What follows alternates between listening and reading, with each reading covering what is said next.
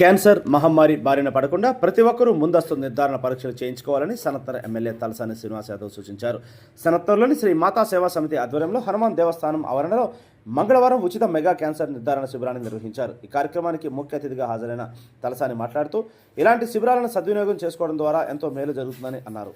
క్యాన్సర్పై అవగాహన లేకపోవడంతో పలువురు చివరి దశలో వ్యాధిని గుర్తిస్తున్నారని తెలిపారు. దీనివల్ల చికిత్స కోసం ఎంత ఖర్చు చేసినా ఫలితం ఉండడం లేదని ఆవేదన వ్యక్తం చేశారు.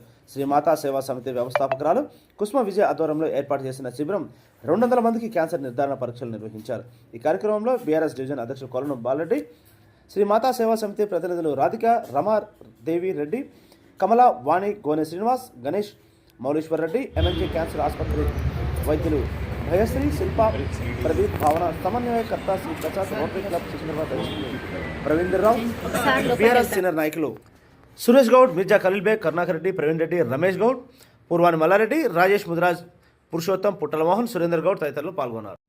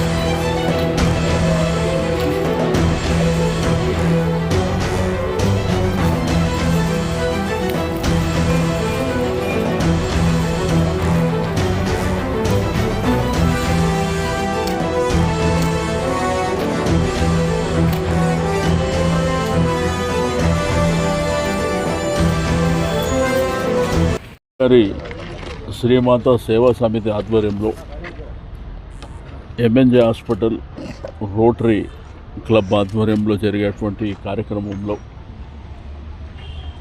మన డాక్టర్ ప్రదీప్ గారు, డాక్టర్ భావ్య, డాక్టర్ శిల్ప గారు, వాళ్ళ టీం అయితే క్యాన్సర్ అనేది ఒక ప్రమాదకరమైనటువంటి వ్యాధి.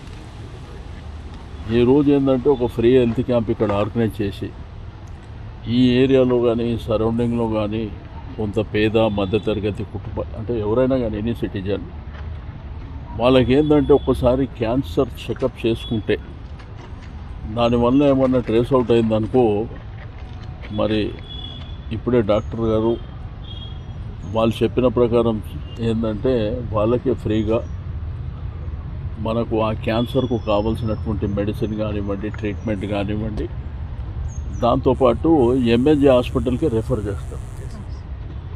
ఎంఎన్జే హాస్పిటల్కు రెఫర్ చేసినప్పుడు చాలామందికి ఈరోజు ఏంటంటే మన రాష్ట్రమే కాదు దేశవ్యాప్తంగా కూడా క్యాన్సర్ పేషెంట్ల సంఖ్య కూడా విపరీతంగా పెరిగిపోయింది. బట్ 2 అంశాలు ఏంటంటే ఎవరైనా క్యాన్సర్ టెస్ట్ జనరల్గా మెడికల్ చెకప్ చేపిస్తారు, బాడీ చెకప్ చేపిస్తారు, షుగరు, బీపీ ఇటువంటివి చేస్తారు. కానీ క్యాన్సర్ అంటే కొంతమంది ఏమో భయపడుతుంటారు. సేమ్ టైం అసలు వాళ్ళ క్యాన్సర్ ఉంది కూడా తెలియదు.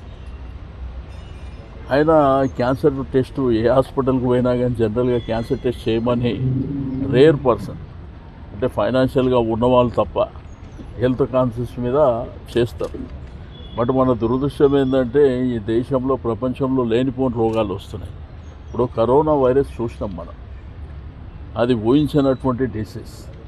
బట్ దాన్ని ఆ రోజుల్లో హరీబరీగా తీసుకున్నటువంటి మెడిసిన్, ఇంజెక్షన్స్ ఏవైతే ఉన్నాయో, బట్ దాని అల్టిమేట్గా దాని ఎఫెక్ట్ ఇప్పుడు అవుతుంది. చాలామంది కూడా చనిపోతున్నటువంటి సందర్భాలు ఉన్నాయి.